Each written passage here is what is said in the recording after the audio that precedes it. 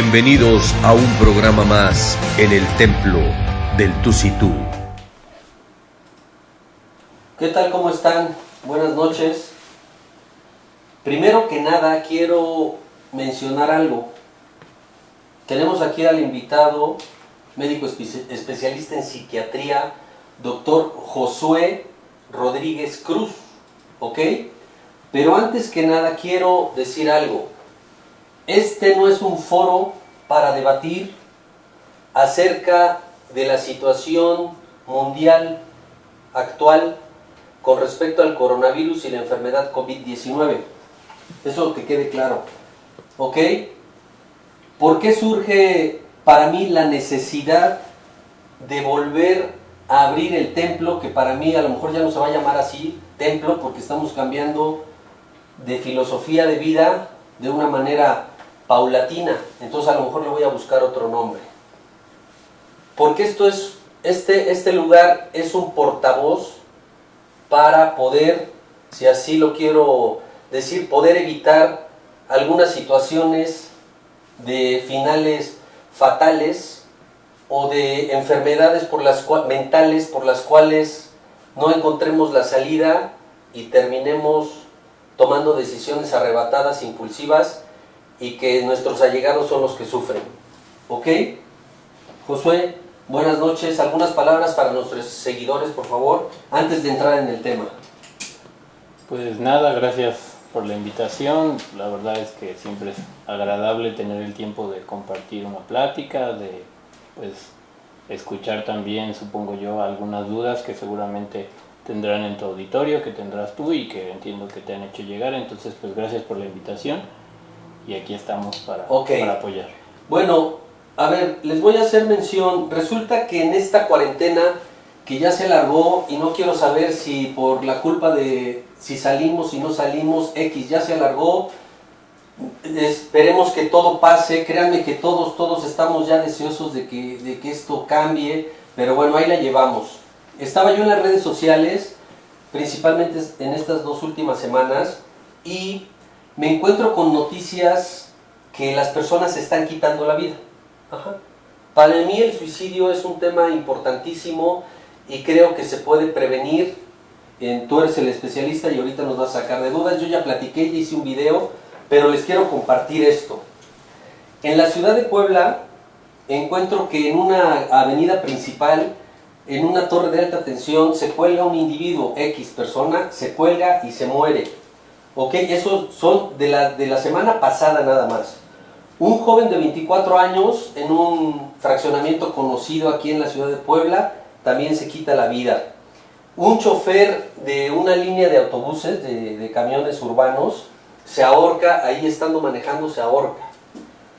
Resulta que yo no sabía, pero están varados los cruceros en el mar, ahí están. Entonces la gente no baja y están también pasando situaciones de suicidio o aparente suicidio, ¿ok?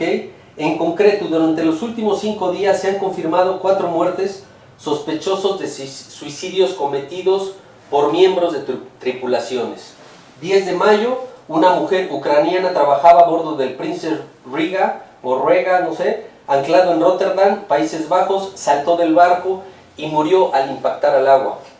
Otro tripulante del crucero Carnival Breeze en Hungría, con 29 años, fue encontrado muerto en un aparente suicidio en un camarote.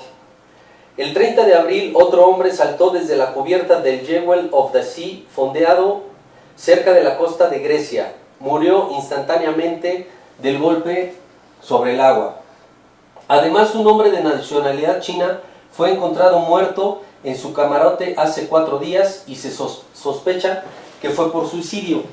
Y resulta que, bueno, ya estaba preparada esta plática y hoy una persona muy querida me envía otra captura de pantalla donde un niño en un municipio de aquí del estado de Puebla, de 9 años nada más, se quita la vida, se ahorca. Entonces, para mí, todo el respeto que se merece la enfermedad COVID-19, todas las medidas preventivas al respecto de esto, cubrebocas, todo el gel, sanitizar, todo, los zapatos, todas esas circunstancias que ya los vemos a todas horas. Me genera la duda, ¿por qué no hacer a la par, así como se hacen las mañaneras y dan todos los informes respecto a estas situaciones? ¿Por qué no a la par hacer medicina preventiva en las situaciones, trastornos mentales y emocionales? Eso es lo que yo quiero plasmar en este programa. Si con uno que se salve para mí es suficiente, que ustedes escuchen, que le pasen esta información a algún familiar, algún amigo, tío, qué sé yo, pero para mí de verdad me surgió la obligación como médico de manifestarles esto, ¿ok? Por eso me di a la tarea de invitar al doctor Josué, que ahorita yo ya hablé mucho, ahorita nos va a dar toda una cátedra, alguna introducción y todas las situaciones de datos de alarma, situaciones clínicas, en personas que ya tienen tratamientos psiquiátricos, en personas que ya se psicotizaron durante la cuarentena. ¿Qué nos puedes decir al respecto, Josué? Toda tuya la tribuna. Gracias. Bueno, aparte, pues voy a subir la voz porque claro, por la mascarilla. Es necesario, ¿no? Y por la mascarilla. Yo quería empezar con un dato que para mí me resulta siempre importante y que creo que a veces no se toma en cuenta. En psiquiatría tenemos que considerar que hay dos grandes tipos de padecimientos. Padecimientos que están influenciados por la cuestión genética, es decir, que heredamos y tenemos todo un peso para padecerlos, okay, por cuestiones genéticas desde el nacimiento. Pero también en psiquiatría atendemos diagnósticos que son muy ambientales, es decir, donde el peso ambiental es muy grande. Estos son dos cuestiones bien importantes porque dependiendo del problema que estemos enfrentando, es que podemos considerar uno, si se va a agravar, en el caso, por ejemplo, de los problemas que pueden tener un peso genético muy grande, voy a poner como ejemplo un trastorno bipolar o una esquizofrenia. Estos padecimientos, por ejemplo, si son estos pacientes, si son expuestos a algún problema extra, algún problema añadido a lo que quizás ya están viviendo, pues obviamente se pueden enfrentar a un nuevo episodio, como dices, por ejemplo, de psicosis, o a un nuevo episodio de manía, o a un nuevo episodio de depresión. Esto es importante tenerlo en cuenta porque particularmente esta población tiene un alto riesgo suicida, ya por este antecedente, y eso es un peso importante que tenemos que considerar y cuidar. Aquí quizás una de las cuestiones más importantes, primero, pues es no suspender el tratamiento, menos en situaciones como estas. A ver. Dos, si hay alguna situación aguda, extra, reciente, nueva que se esté presentando, comunicarse de inmediato con su psiquiatra de cabecera, precisamente para que este psiquiatra haga los ajustes. Muchas veces se tiene que hacer titulación del fármaco, es decir, incrementar la dosis por lo menos durante los periodos de mayor estrés, ¿no? O donde hay una situación de mayor incertidumbre. Entonces, en relación a este tipo de problemáticas es importante que haya una comunicación constante con el psiquiatra, ya sea del paciente y, si se puede, además obviamente de la familia, para que en lo que pasa la situación de incertidumbre, en lo que pasa la problemática, se hagan los ajustes que son necesarios. Ahora, esto es en relación a un tipo de diagnósticos. Hay otro tipo de diagnósticos que tienen un peso muy ambiental, es decir, que parece que el ambiente juega un papel muy grande. Y en estos padecimientos tenemos ejemplos de cuadros de ansiedad, cuadros de angustia y cuadros de depresión no bipolar, es decir, que no tienen ese componente de manía. Al ser cuadros que son predominantemente explicados por cuestiones ambientales, obviamente en la medida en que los factores ambientales se vayan acumulando y acumulando y acumulando, es más probable que un mayor porcentaje de tu población tenga en mayor medida estos cuadros. O uno que pues ahorita puede estar muy de moda, llamémoslo así, o que puede incrementar su frecuencia o su incidencia, sería el trastorno de estrés agudo, que está asociado precisamente con alguna situación marcadamente traumática que no necesariamente está en manos de la persona, es decir, por ejemplo, traumas medioambientales, traumas de guerra, asaltos y este tipo de cuestiones, ¿no? Voy a poner un ejemplo. Si tú me dices de 100 personas ante la exposición, por ejemplo, de un asalto, ¿cuántas pueden padecer un trastorno de estrés agudo? Y a lo mejor tenemos una base de 5 personas de esas 100, pero si además le agregamos al asalto, le agregamos una situación como un temblor, pues entonces quizás ya no van a ser 5 de 100, sino que el trastorno de estrés agudo van a ser 10 de 100, pero si además del asalto y el antecedente del temblor le agregas una situación, por ejemplo, de ruptura de pareja a esas 100 personas, entonces a lo mejor ya no va a ser un riesgo de 10 en 100, sino que va a incrementar a 20 a 100. Entonces, esto es importante tenerlo en cuenta porque si asumimos que se suman y se suman y se suman estresores, automáticamente todos los diagnósticos que son explicados por situaciones predominantemente ambientales y o detonados por situaciones ambientales, pues van a aumentar pues casi por obviedad. A ver, una pregunta. ¿Por qué tú dices que se quede la gente en su casa? Claro que hay mucha gente, no inventes, que su casa es de 1000 metros cuadrados. Jardín, alberca, son los que más te invitan a quedarte en tu casa. Aquí en colonias, o los que nosotros tenemos, mi casa no es grande, pero tengo al menos la recámara arriba y bajo, y está la sala y el comedor y un patiecito, ¿sí? Claro. Entonces pero una persona que vive en hacinamiento, en un cuarto como este, que tienen un brasero, que tienen una letrina,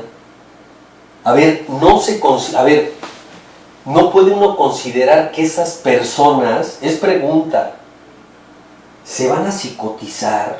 ¿Cómo midieron eso? ¿Cómo mides eso? A ver, sí, les vamos a dar la indicación todos guardados, pero ya tienes el riesgo-beneficio emocional, mental, que va a conllevar este encierro. A ver. Claro, pero bueno, a ver, ojo ahí. Volvemos al mismo ejemplo. De 100 personas, ¿cuántas toleran, por ejemplo, estar en una situación de encierro de estas características que tú me dices, sin, por ejemplo, padecer un problema como depresión, como ansiedad, o un problema de estrés agudo por estas condiciones? En este ejemplo, o en esta idea que estoy planteando, diríamos que mientras ese sea el único factor que te estresa, el que estás encerrado en un cuarto. Ok, interesante. En este ejemplo pondríamos, y estoy dando el número al azar, Excelente. 5 personas. Ok. Pero si además del cuarto, de esta condición estresante que significa estar en un cuarto de tanto por tanto, con tales condiciones, agregas, por ejemplo, falta de dinero, entonces de esas 100 personas, seguramente estos problemas no se van a quedar en 5, sino que van a aumentar a 10. Si además de la situación del cuartito y además del problema de dinero a esas 100 personas le agregas problemas médicos, por ejemplo, de comórbidos de salud, exactamente, pues entonces a lo mejor tanto depresión como ansiedad, como un trastorno de estrés agudo, ya no van a ocurrir en 20, sino que ahora en 40. Esto lo comento porque estos diagnósticos, insisto, al ser diagnósticos ambientales, van a incrementar de acuerdo a la cantidad de estresores que se vayan sumando. Ok, perfecto. Esto no es lo mismo necesariamente a una población con diagnósticos, por ejemplo, como trastorno bipolar o como esquizofrenia. Porque en este ejemplo anterior que yo te estaba poniendo, donde voy aumentando estresores, simplemente tenemos que asumir que todos tenemos diferentes umbrales de tolerancia al estrés.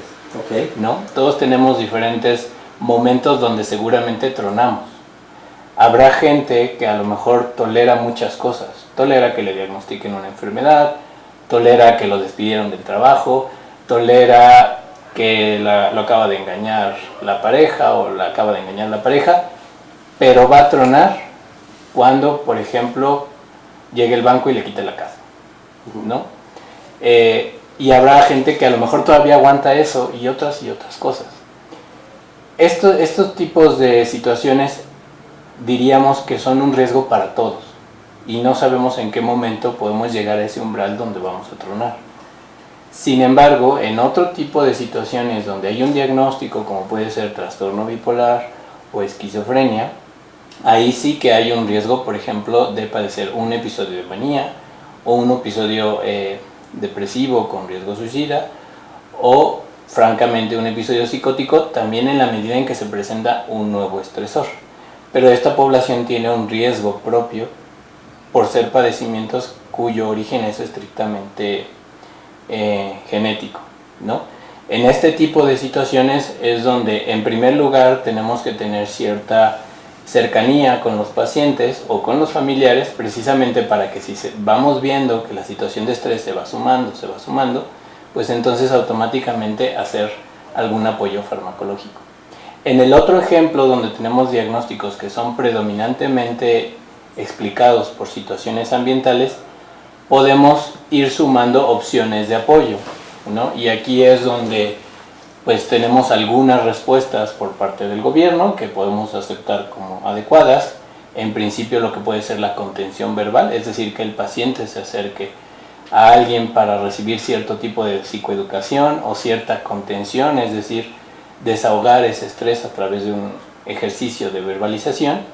Y en muchos casos, sobre todo donde ya tenemos integrado un diagnóstico ya sea de estrés agudo, de episodio depresivo mayor, de angustia o de ansiedad, definitivamente hay que apoyar al paciente con el medicamento.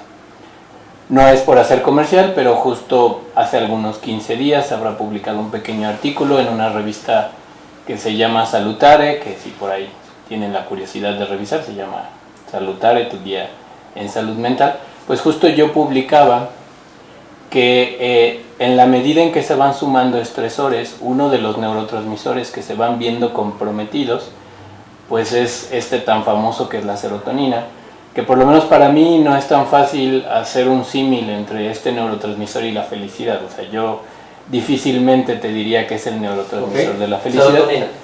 pero sí podemos, de acuerdo a las evidencias, entender que es un neurotransmisor que es importantísimo para la tolerancia a la frustración.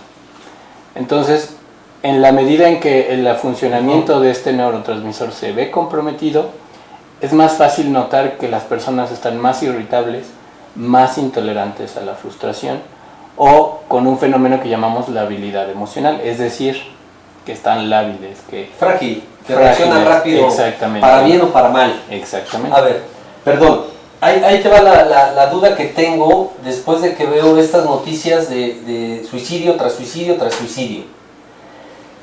La cuarentena o la ochentena, que ahí la llevamos, hizo que tomaran la determinación esos pacientes de suicidarse, o ya de por sí lo iban a cometer. O sea, quiero saber eso, o sea, porque quiero saber el grado de afección, claro, en la toma de decisiones de este encierro. ¿Me doy así a entender? Claro. O sea, ¿qué tanto me afecta? Si yo de por sí ya manifestaba ideas suicidas, ¿qué tanto me afecta esta ochentena para yo ya decir, bueno, de aquí me agarro y aquí termino con mi vida? Son temas bastante fuertes, son palabras fuertes, pero que están siendo reales. No puede ser que un niño el día de hoy de 9 años se haya suicidado. La ochentena es el detonante para que yo ya haya tomado la decisión, o de por sí, sin ochentena, yo me iba a quitar la vida. Bueno, justo lo comentaba hace rato, ¿no? Hay tolerancias, hay niveles de tolerancia y hay momentos donde distintas personas pueden tronar, usemos la palabra, ¿no? Donde pueden llegar a un umbral donde ya no ven otra salida. Yo creo que el hecho de que exista una cuarentena o una ochentena o que esto se vaya prolongando termina convirtiéndose lamentablemente en una situación que se va sumando y que se va convirtiendo en un agravante cada vez más importante.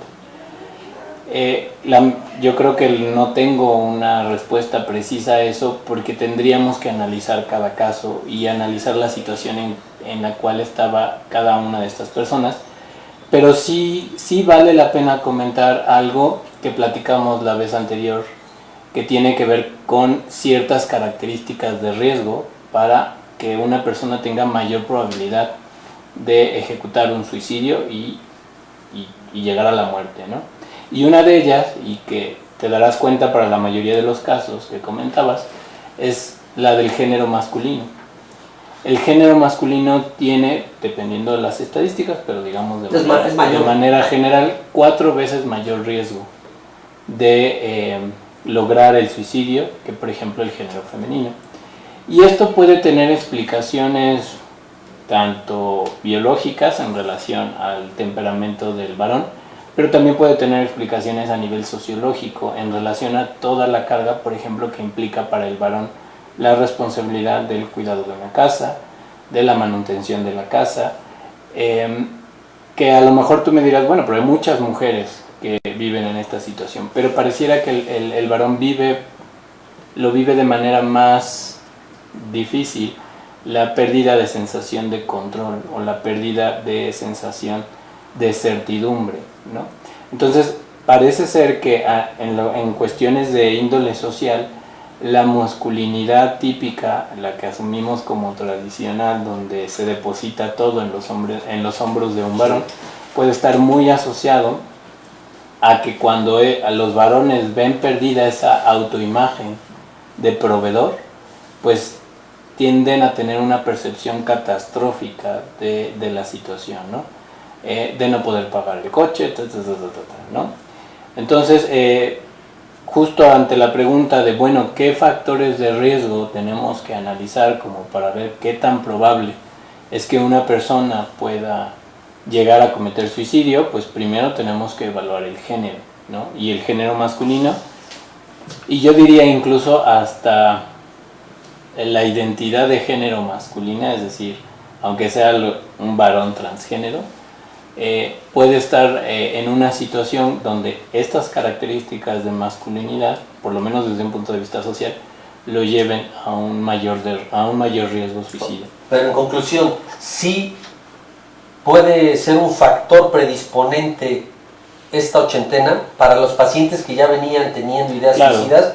Claro, puede ser una situación que si ya tenías además un cuadro, si ya tenías situaciones de riesgo como pérdida del trabajo, y se te agrega esta situación, si hay factores de riesgo como una edad de más de 70 años, también es un factor de riesgo, el hecho de ser varón, todo este tipo de cuestiones tenemos que tenerlas en cuenta al momento de asumir el riesgo, y sobre todo si había, por ejemplo, antecedentes previos de intentos suicidas, o si había diagnósticos que involucren una alta impulsividad, como puede ser el trastorno bipolar o el trastorno limítrofe de personalidad. Pues todo ese tipo de condicionantes son un foco rojo para que seguramente haya un ojo extra sobre los pacientes, ¿no? A ver, para llevar esto a nuestra casa y a alguna persona, a nuestros allegados, datos de alerta durante una cuarentena, durante una ochentena, clínicos emocionales en un paciente que no haya tenido tratamiento psiquiátrico previo ni diagnósticos. ¿Cuáles les podrías compartir a los seguidores?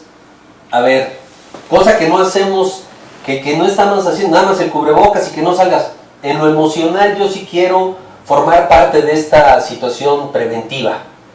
Datos de alarma de una persona que no tenía antecedentes psiquiátricos. ¿Cuáles tú les puedes manifestar?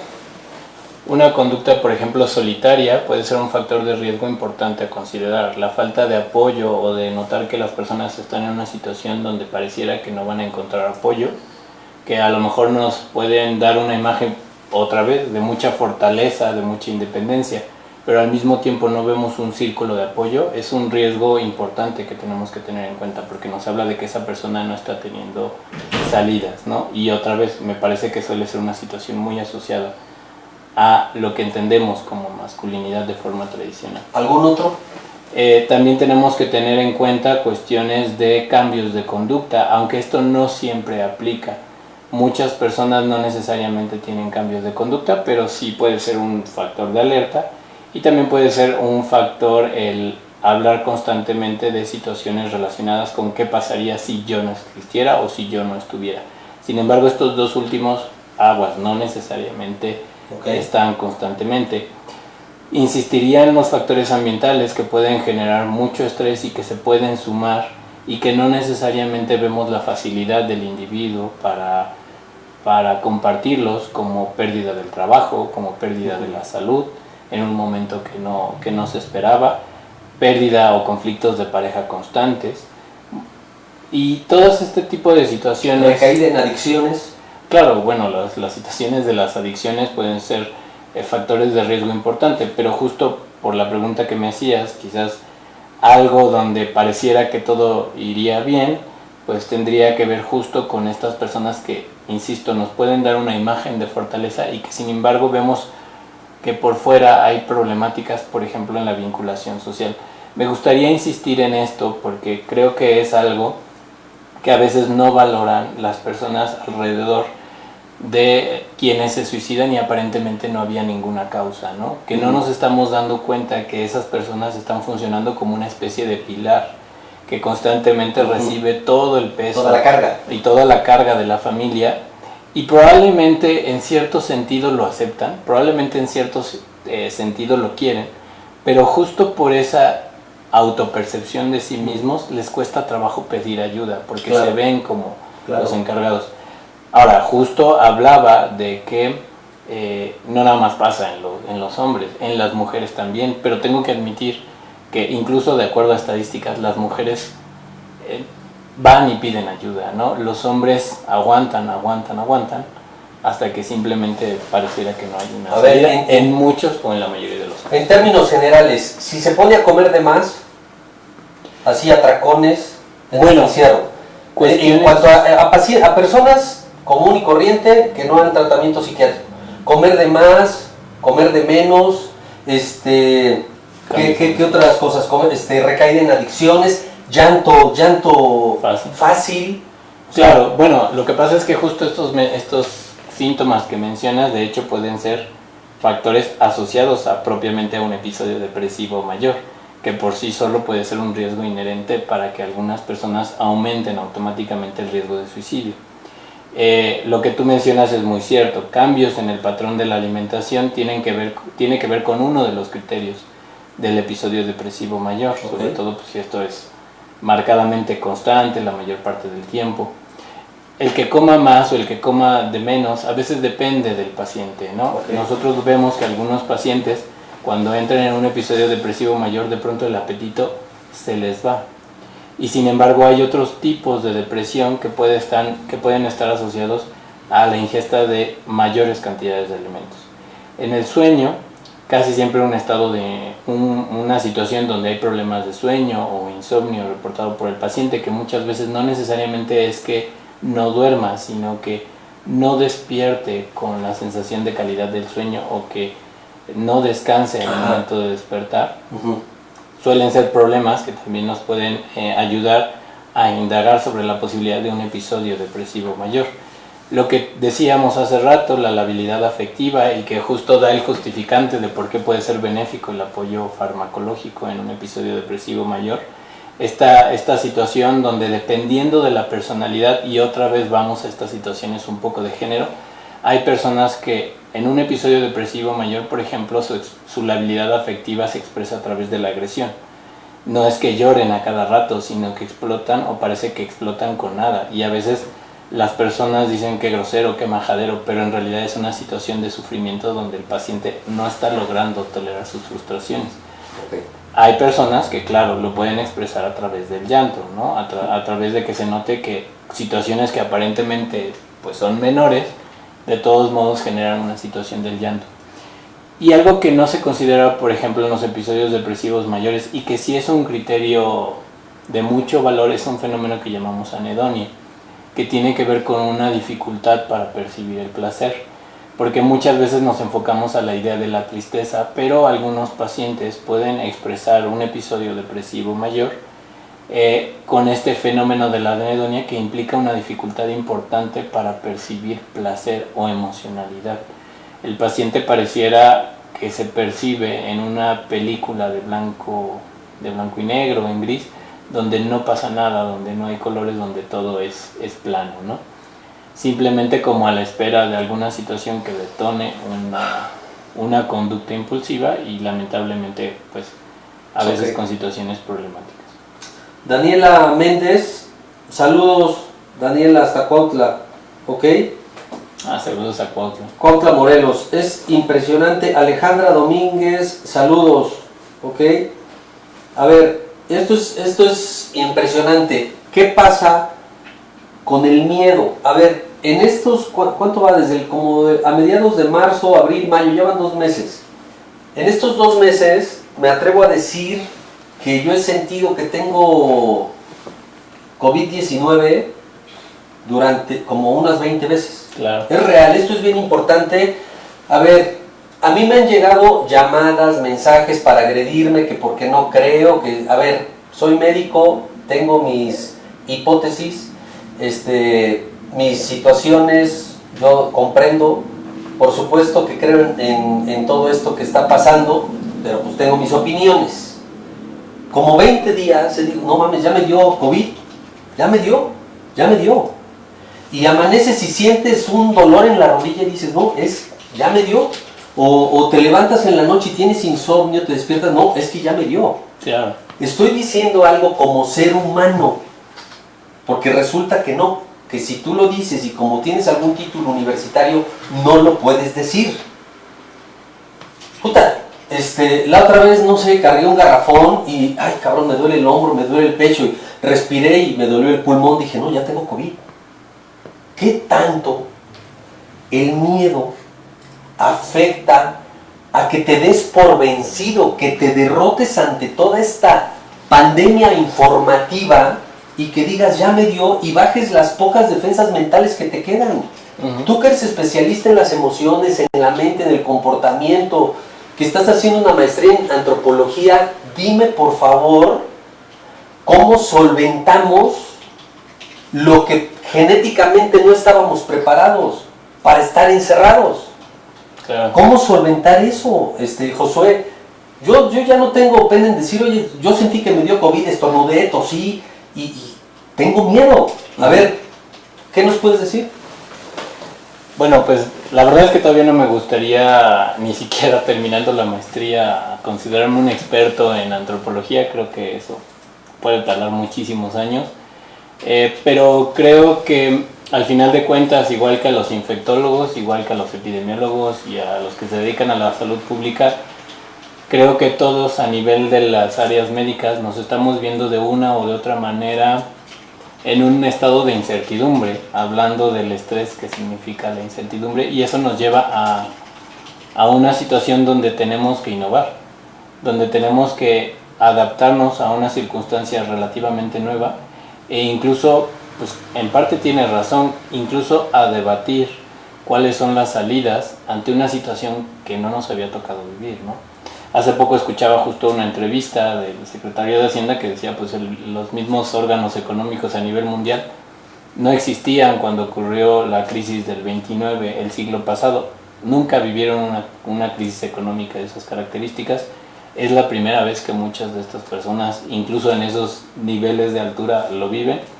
Creo que muchas personas que están en puestos de gobierno están justo en esa incertidumbre en relación a qué decisiones toman.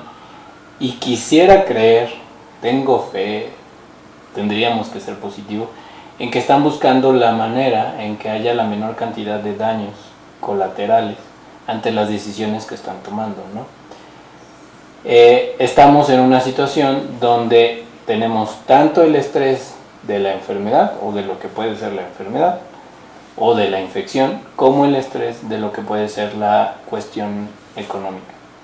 Entonces, incluso creo que cuando a nosotros nos toca atender problemas relacionados con el estrés asociado a estas características, estamos también en la obligación de reconsiderar nuestras alternativas. Yo mismo me he comunicado, o mis pacientes se han comunicado conmigo, o se han llegado a comunicar conmigo, y he tenido que hacer ajustes en relación al tipo de fármaco.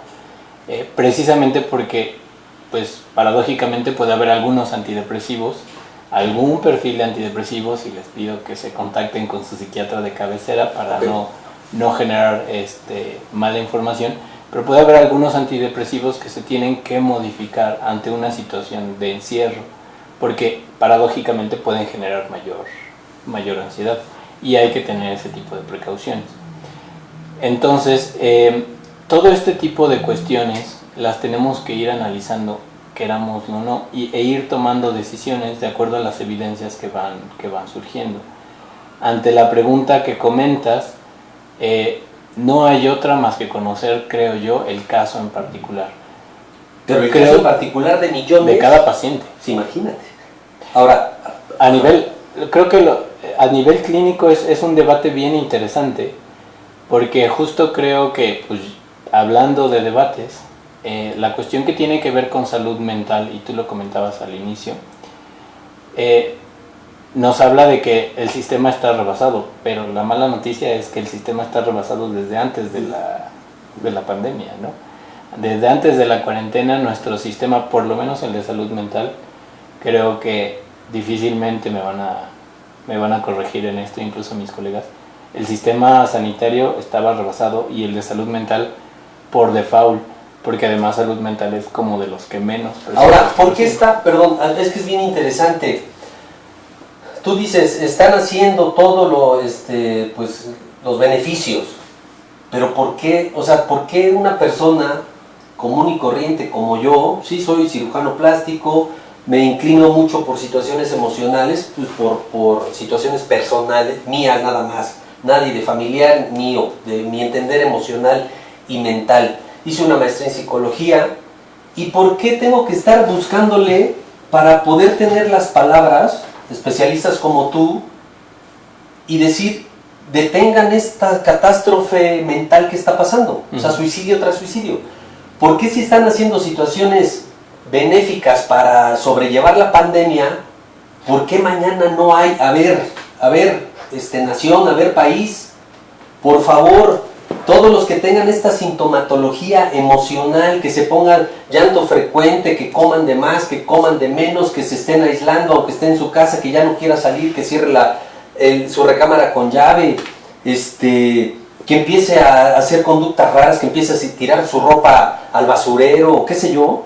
A ver, nación, por favor, cuidado. Y háblenle al psicólogo, háblenle al psiquiatra. Yo creo que el suicidio está subestimado porque lo ven con aspectos religiosos, filosóficos. Está subestimado el suicidio. Entonces dicen, no, es que él lo decidió.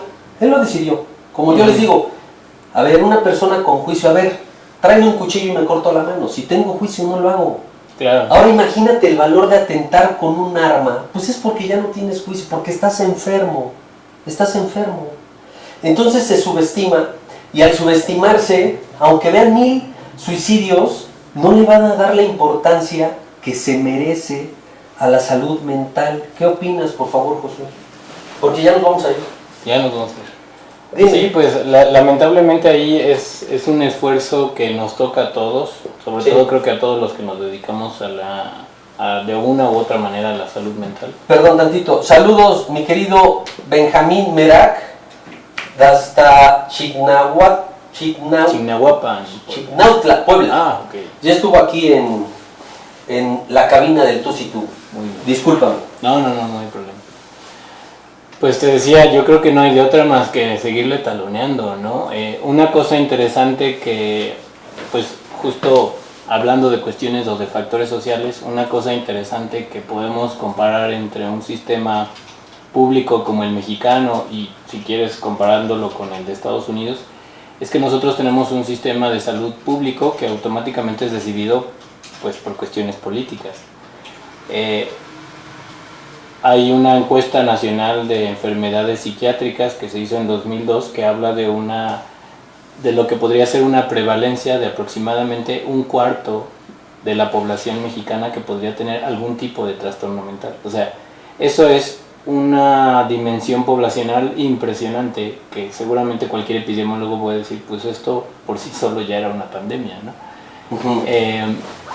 Y sin embargo, pues hay toda una serie, creo yo, de prejuicios que impiden, no solo de los políticos, no solo del sistema público, sino también de la misma sociedad, que probablemente favorece pues una idea de estigma asociada a la posibilidad de buscar ayuda en relación a salud mental, ¿no? Okay, sí, claro. Entonces, si esa sociedad, por ejemplo, no dimensiona el sufrimiento, o no nada más de los pacientes, sino de los familiares, no dimensiona todos los costos que se pueden asociar a padecer este tipo de problemáticas, pues no va a haber una presión social en relación a que tienen que mejorar los hospitales psiquiátricos, que tienen no nada más que ser el edificio y ya, sino que además, pues si de veras son centros de tercer nivel, probablemente deberían de tener un internista o un ortopedista. Para ayudar a los clínicos centrales, quizás deben de tener además a su neurólogo, o sea, todo un equipo que ahora mismo no se tiene, o de menos, como yo siempre he dicho. Pues la verdad, para mí lo ideal, incluso para ahorrar costos, es que los pasillos de psiquiatría incluso estuvieran integrados a cualquier hospital general, sobre todo por la prevalencia de padecimientos mentales. Con un cuarto de tu población que puede padecer cualquiera de tus problemas, me parece que deberías de considerar incluso centros de salud mental en primer nivel, ¿no? Lo que puede ser el contacto incluso más inmediato con los pacientes. Ajá. Entonces, pues, si te das cuenta, es también el papel social, ¿no? La mente siempre se va a acomodar, siempre se va a acoplar. Porque te iba a preguntar, ¿cuánto estamos? Fíjate qué interesante. ¿Cuánto vamos a lograr este encierro mentalmente? Pues imagínate un preso, lo puede lograr cadena perpetua, ¿sí? Años. Entonces nuestra mente también se puede adaptar a este encierro. Bueno, fíjate ¿Sí que... me doy a entender? Sí, y hay estudios interesantes que comparan la tolerancia al estrés, ajá, dependiendo de tus antecedentes. Y algo que se le reprocha mucho, o que se nos reprocha mucho a la generación millennial, es que somos muy intolerantes al estrés, porque técnicamente no vivimos, por lo menos en el lado occidental del mundo, quizás salvo las Torres Gemelas y alguno que otro atentado, interesante, pues realmente no vivimos una tragedia de este tamaño, ¿no? Es la primera vez que nos enfrentamos a un problema de estas dimensiones como mundo occidental, si es que nos consideramos en ese mundo. Y si bien, insisto, ha habido situaciones, incluso cuestiones de genocidio, desapariciones, en general la mayor parte de la población vivía con una sensación de cierta normalidad o de cierta certidumbre, que ahora no ocurre. Sí. Lo cual sí vivieron, por ejemplo, pues las generaciones que tuvieron que convivir con la Segunda Guerra Mundial, la Primera Guerra Mundial. Entonces, o incluso las crisis económicas grandes de principios del siglo pasado, pues hay teóricos que apuestan a que esto también nos puede fortalecer, a que en la medida en que después de esto podamos ver lo bello o lo simple que puede ser salir al parque a valorar, pues tengamos una dimensión totalmente reconstruida de lo que es valioso en la vida, ¿no? Entonces sí puede haber situaciones positivas de esta cuestión. Por último, ¿habrá una pandemia de salud mental terminando la pandemia del COVID-19?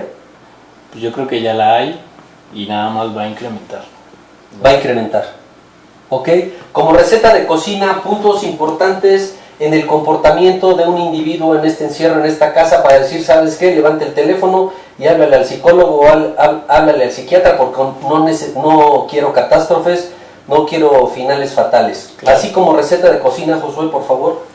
Con eso nos despedimos.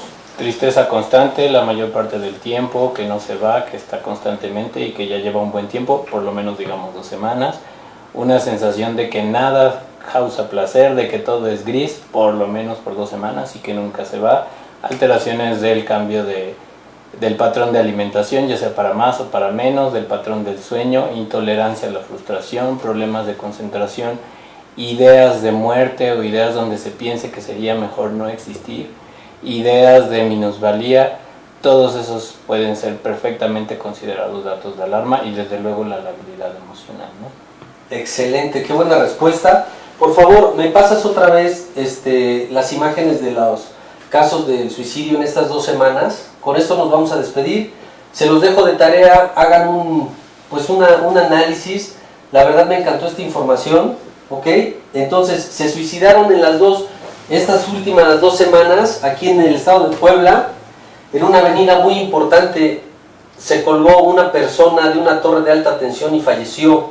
Después, un joven de 24 años se quita la vida en un fraccionamiento muy conocido, de alto poder adquisitivo. Un chofer de unos camiones urbanos también se quita la vida ahorcado. Los cruceros que están varados ya ya se están también quitando la vida. Ahí pónmelo por favor. Una mujer ucraniana, después el que sigue, bueno, hay una persona china, también un muchacho de 29 años, también se quitaron la vida. Y el día de hoy con esta noticia me despido. Un niño de 9 años aquí en un municipio del estado de Puebla se quita la vida por situaciones que por el exceso de tarea sale de su casa y sale al patiecito y se ahorca. Ahí nos quedamos con eso. Espero que esta información les haya gustado y que les sirva en un futuro para prevenir a alguien que tome alguna decisión catastrófica. Gracias, Josué. Gracias a ti. Nos vemos próximo miércoles. Y no lo olvides, el templo te espera. Síguenos en Facebook, Instagram y suscríbete a nuestro canal.